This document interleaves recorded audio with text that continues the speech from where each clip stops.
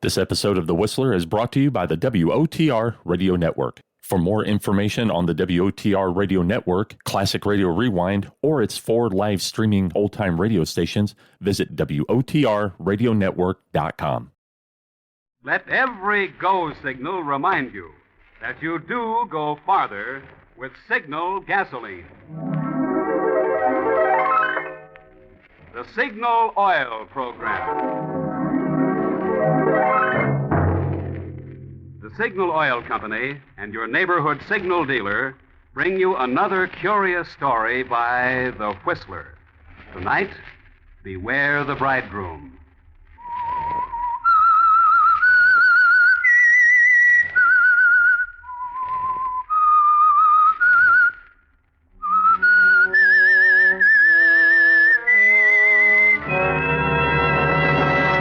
I am the Whistler. And I know many things, for I walk by night. I know many strange tales, many secrets hidden in the hearts of men and women who have stepped into the shadows. Presently I'll tell you of nameless terrors of which they dare not speak.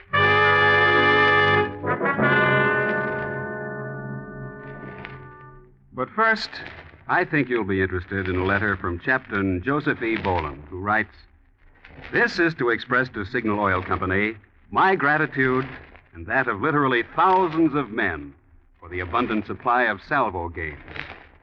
Both on the outbound voyage and on the return trip, when we brought back many wounded and battle-weary men, you could find salvo games in progress on any part of the ship.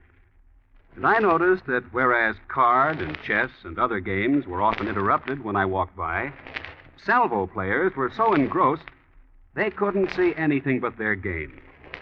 I sincerely hope Signal Oil Company will be able to continue their generous supply of this excellent game. Friends, several weeks ago, we announced on this program that a limited supply of salvo games would be available to the public. There are still a few of these games left at Signal stations. However, in view of the constantly increasing demand for salvo games from men in the armed forces, the Signal Oil Company feels that from now on, every salvo game should be sent where it's most needed, for the recreation of our boys in uniform. And now, The Whistler.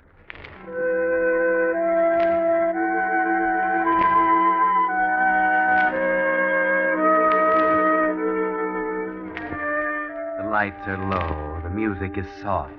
It's the Cameo Bar, one of those dimly lit bistros in New York where people come to drink and be happy, where others come to drink and be sad. Over there in the corner at the bar, John Lane and Biff Allen are sitting. They're morose. New York hasn't been so kind. New York hasn't even noticed. They're on their uppers, and they don't at all like the prospect. Well, Biff, drink up. I'm in no hurry. This is probably my last drink in a long time. I can't afford any more. Where do we go from here? Johnny, I was just going to ask you the same thing. What's the new racket going to be? I'm fresh out. Life is sad. It's lousy. We had to come to New York. Yeah. Bigger pickings, you said. Bigger suckers. All right, I was wrong. You were 100% wrong. Yes. Money is the root of all evil. Oh, that's wrong, Biff. The love of money. All right. Sport your college education. You know when I feel good? When I'm in the bucks. Life's no good when you're broke. Whoever said money isn't everything didn't know what they were talking about. It's everything all right with me. I'm going back home. You off your nut? Starving's no fun. Another drink, boys? Oh, sure, the same. You bet. Cold out, ain't it? Yeah, and getting colder every minute. The hometown's cooled off by now. It's after elections. I'm afraid we're remembered. Well, here you are, boys. Oh. Why don't you look what you're doing? Well, gee, sorry, fella. Oh, you're sorry. That's going to help my suit, ain't it? The clumsy, ignorant... He said he was sorry, Johnny. Yeah, I said I was sorry. Don't bother. Well, fill your glasses up again. Oh, gee. Thanks. I said I was sorry. Johnny, you want to watch that temper. I'm It was sorry. an accident. Yes, I know. Anyhow, we have to think of something. Nothing new under the sun. Shakespeare said that? Could be. You know, Johnny, I've been sitting here looking into this glass of scotch. What do you see? The reflection of my right eye. Yeah. It's bloodshot. Oh, I'm trying to think. Look at the reflection of your right eye. It's more soothing. I could spit in my right eye. I'm that sore. No future in it. No, I'm going back home. I miss my old lady. She could fix a beef stroganoff that would melt in your mouth. You've got exotic tastes. What's wrong with you? I miss my old lady. Oh, she'd throw you out of the house. You know, Johnny, maybe we could try to dream up something sort of legal. I tried that once. Yeah. Hey, look. What? That mouse in a red dress. Where? There. Sitting alone in the booth. Too skinny. She's passing out. So? Let's give her a hand. Oh, listen, Sir Galahad. We're desperate, ain't we? An all-time law. Well? I don't get it. Hey, wait a minute. Maybe I do. You're the smooth one of this combo. Go ahead. Worth a chance. Maybe fate sent her. She's got class. I'm not interested in her social background. It's her money I'm thinking about. Them's real diamonds on her fingers, or I'm a cross-eyed kangaroo. Stay here. Now make it good, Johnny. Remember the mortgage on the old homestead. This isn't chivalry gleaming in my eye, but it may pass for it. You leave it to me. Who knows? She might pave the way to a whole acre of beef stroganoff.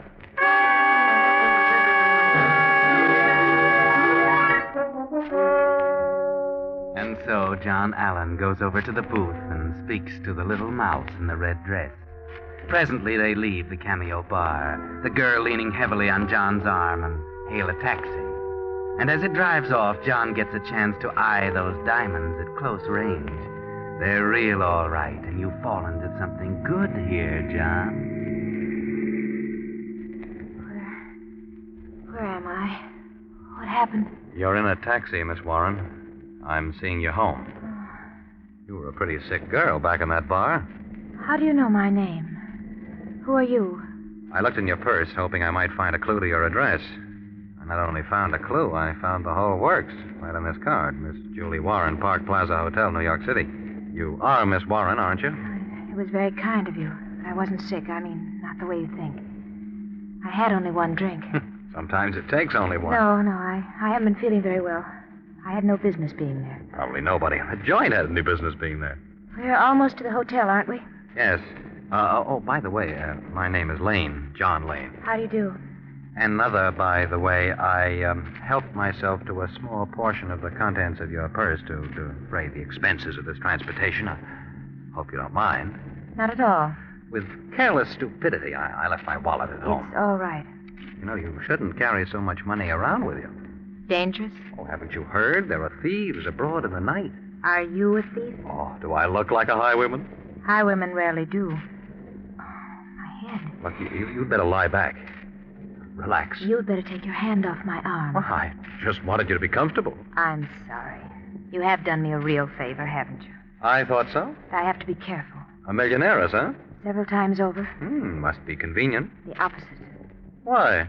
My grandfather, Josiah T. Warren, made several dozen fortunes by dreaming up a new kind of soap. When he died, he left $20 million to me. So, naturally, you have to be careful. Everyone is after my money. Oh, why attribute base motives to everyone? Look at me.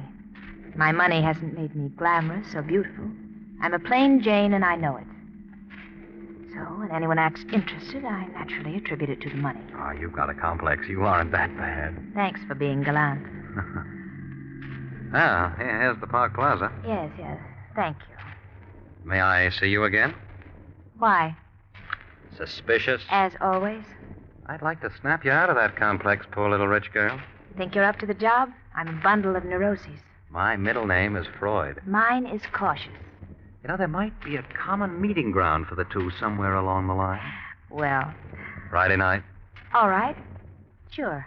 As they say in the confession magazines, it's a date.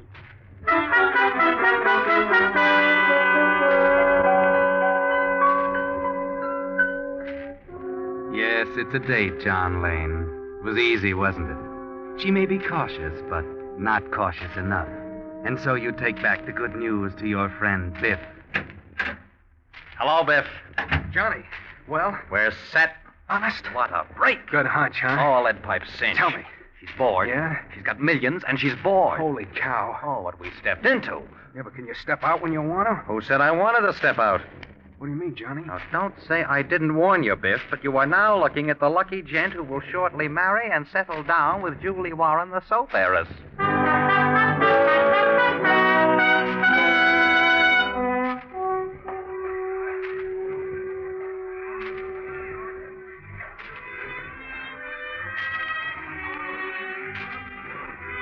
Enjoying yourself, Julie? Uh-huh.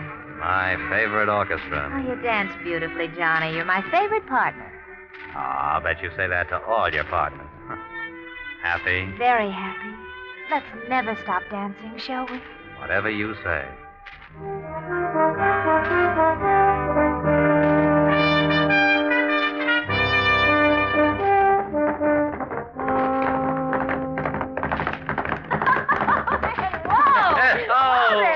Say, you're good. You know, I was raised in a farm in Michigan. I've been riding since I was 9, but you gave me a real race. Well, I should, Johnny. I went to the best riding academy. Tired? Not a bit. Oh, you look swell, Julie. Radiant. I owe it to you, Johnny. You got me out of that shell and into the open. These weeks have been wonderful. Come on. I'll race you back to the stable. Okay, here I come, right after you.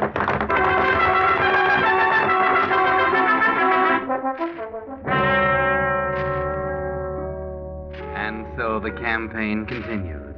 Dining, dancing, horseback riding, the theater, the races, the works.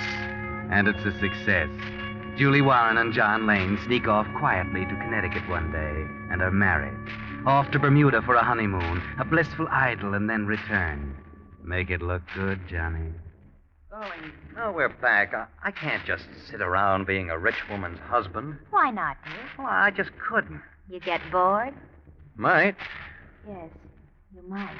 Then you won't mind, dear? Of course not, Johnny. Oh, good. I want you to be happy, and if you have to be busy to be happy, of course. Oh, I'm glad you agree with me, sweet. Kiss me. Yes, sir. A pleasure.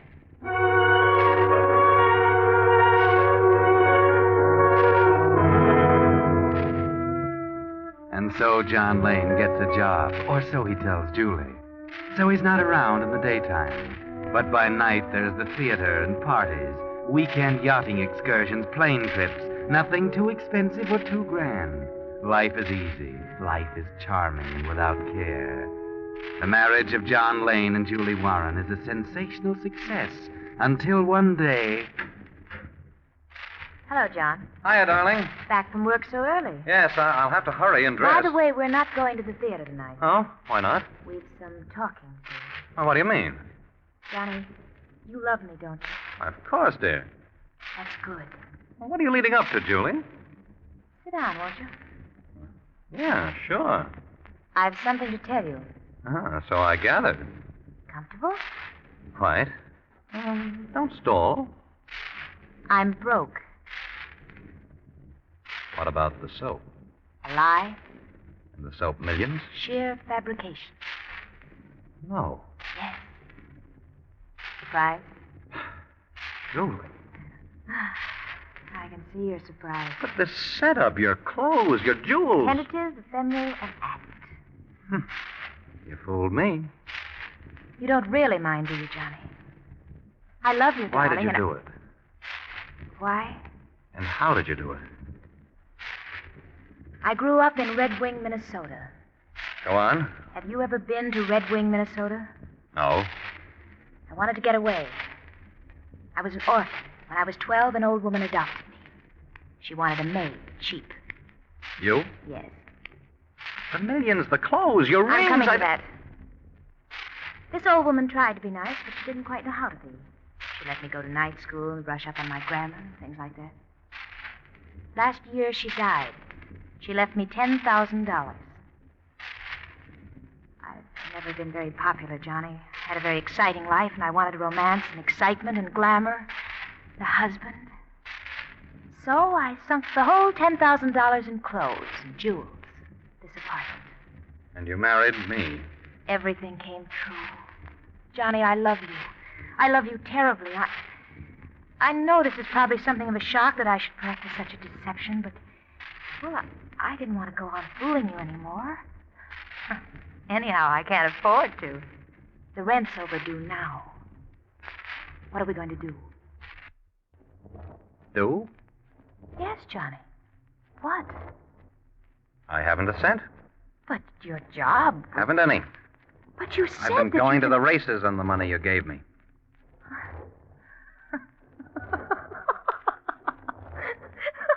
Then we're both fakes. 10 carat. Ah, it's a laugh, isn't it? Yes.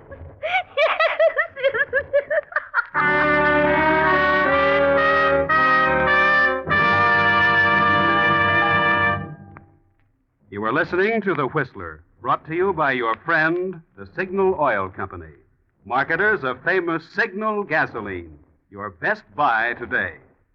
Remember to let every go signal remind you, you do go farther with Signal gasoline.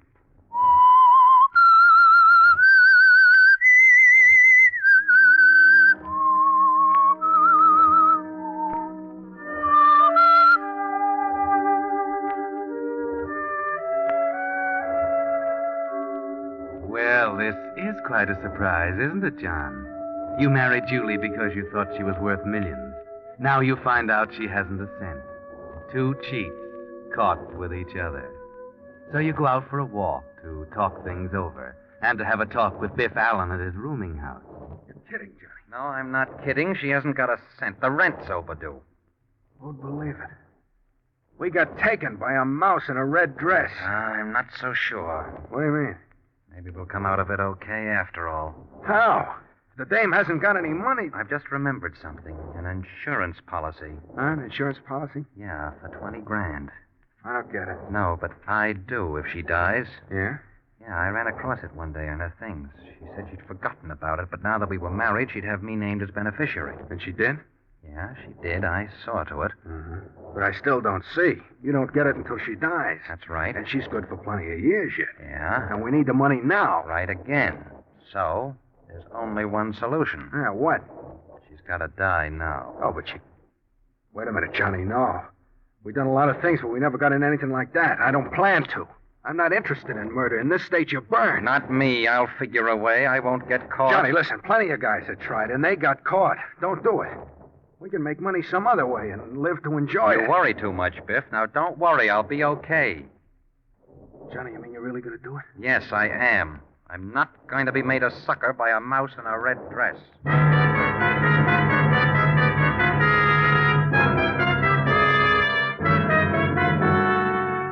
Well, Johnny, you're going to take the chance, are you? The big chance? Think you can get away with it, do you? Well, plan it carefully. Figure the whole thing out as you walk back to the hotel.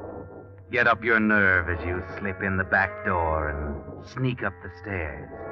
Now, into the apartment and get it over with as fast as possible. Johnny? Johnny, is that you? Oh, I was so worried about you. Where'd you go? Johnny? What's the matter? Why are you looking at me like that? Johnny, stop it. Johnny? What are you going to do? Johnny? Stop. John, stop it!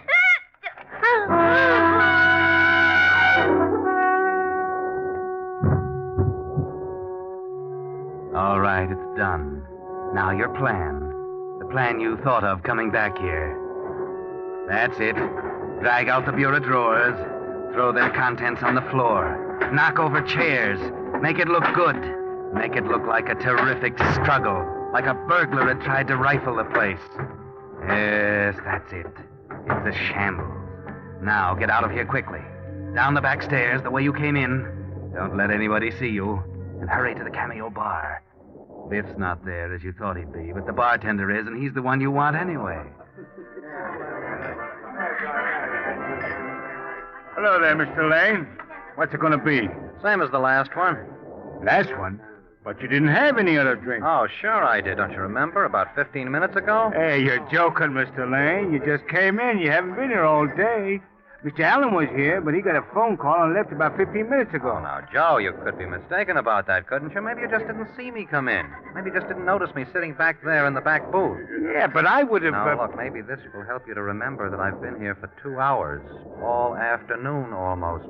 Hey, that's a $100 bill. Yeah. But, You could use 100, couldn't you? Yeah, sure. Okay, it's yours. Go on, take it. That's right. Now, Joe, I'll have another one, just like the last one. Yeah, sure, Mr. Lane. Scotch and water. Coming up.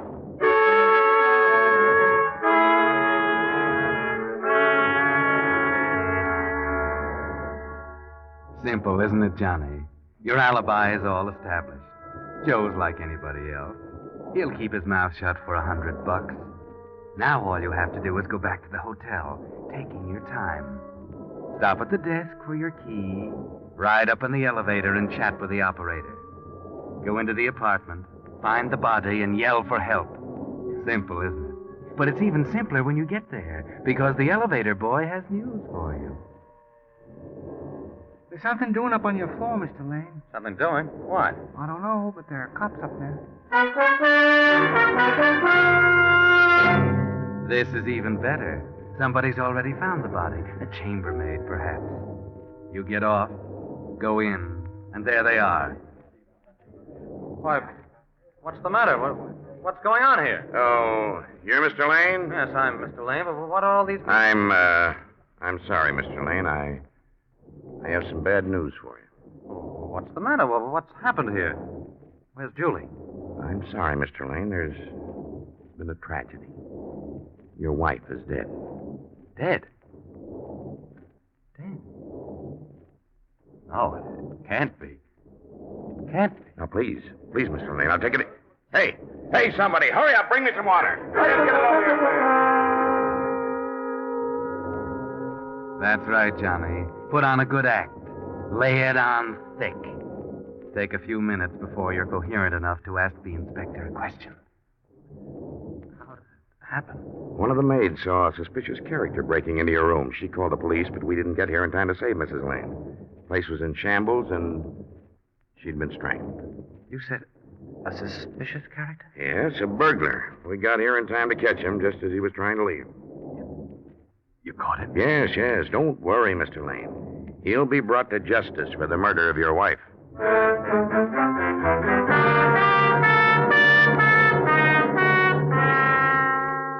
Now, what can this mean, John?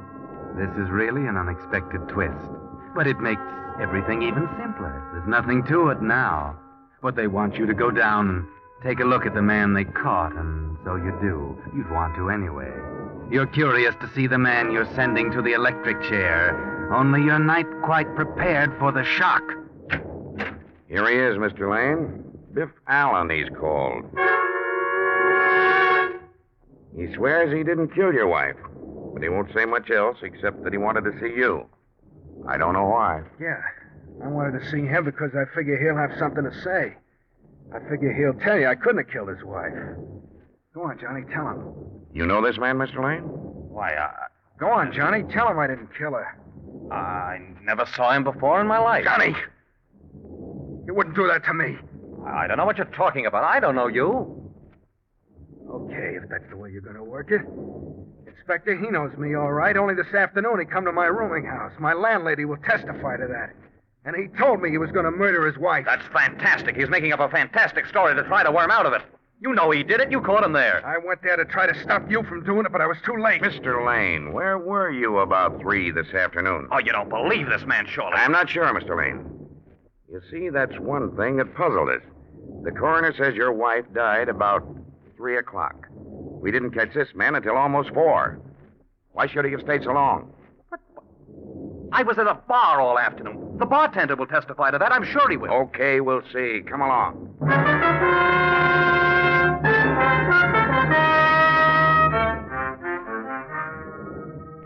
Things aren't going so well, are they, Johnny? Now everything depends on Joe, the bartender. But you can depend on him, can't you, Johnny? You the bartender here? You've been on duty here all afternoon? Yeah, sure. From 2 o'clock on. Okay. Did you ever see this man? Oh, yeah, sure. That's Mr. Lane. Was he here about 3 o'clock this afternoon? What? No.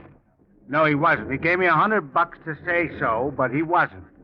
He didn't get here till after 3:30. Why, you... Here, take it easy. I'm sorry, Mr. Lane. I thought it was just your wife you wanted to fool. I had no idea it was anything to do with the police.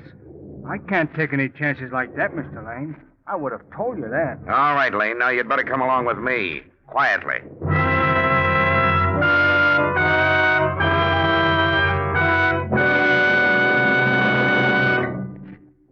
The Whistler will return in just a moment with a strange ending of tonight's story. Meantime, here's a typical American success story. The story of Hal Halverson, who opened a small signal station in East Long Beach, California, 10 years ago. For Hal, this wasn't just another job. As with all signal dealers, scientific lubrication of motor cars was his permanent business. And he kept doing that job so conscientiously that today, Hal Halverson's signal station has doubled in size, and it takes 3 assistants to serve the customers who come back year after year. One of the things they particularly like is that they can call Hal at home anytime they need help. For instance, recently a Long Beach customer called that his car was stalled. He thought it was out of gas. When Hal took out some gas, he found the trouble was really a clogged gas line, and the customer was soon on his way again. Well, that, friends, is typical of the kind of service we have in mind when we say you're doing your car a real favor when you get acquainted with your neighborhood signal dealer. He's not only a trained expert in lubrication, but because that's his permanent business, your signal dealer is conscientiously interested as you are, in helping your car go farther. And now, back to the Whistler.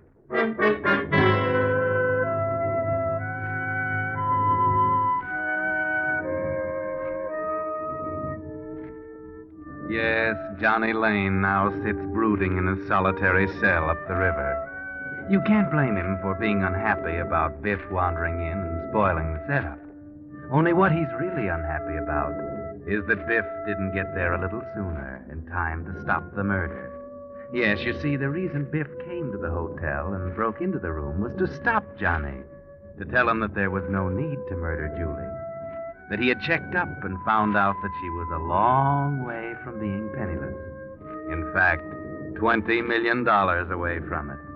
She invented the penniless story to test Johnny's love for her. She really loved him, and she didn't know what a chance she was taking. And he didn't know he was throwing away the sweetest chance of his life. Yes, he's sad, all right, but not for long. The state's going to end his troubles for him any day now.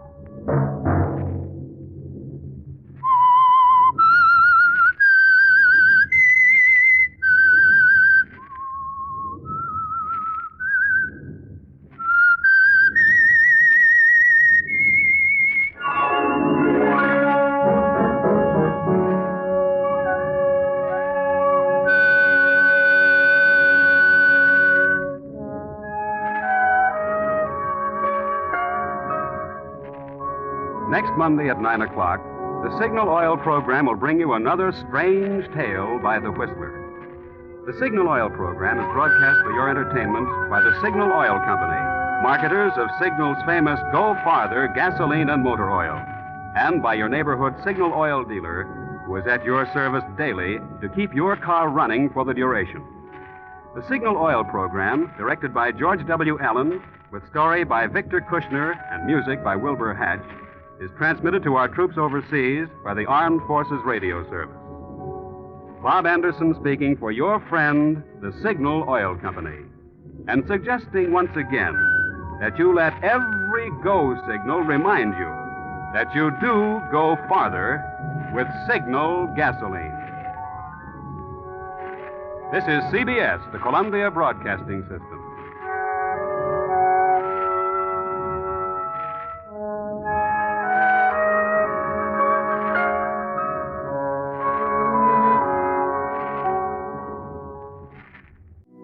You're listening to the WOTR Radio Network.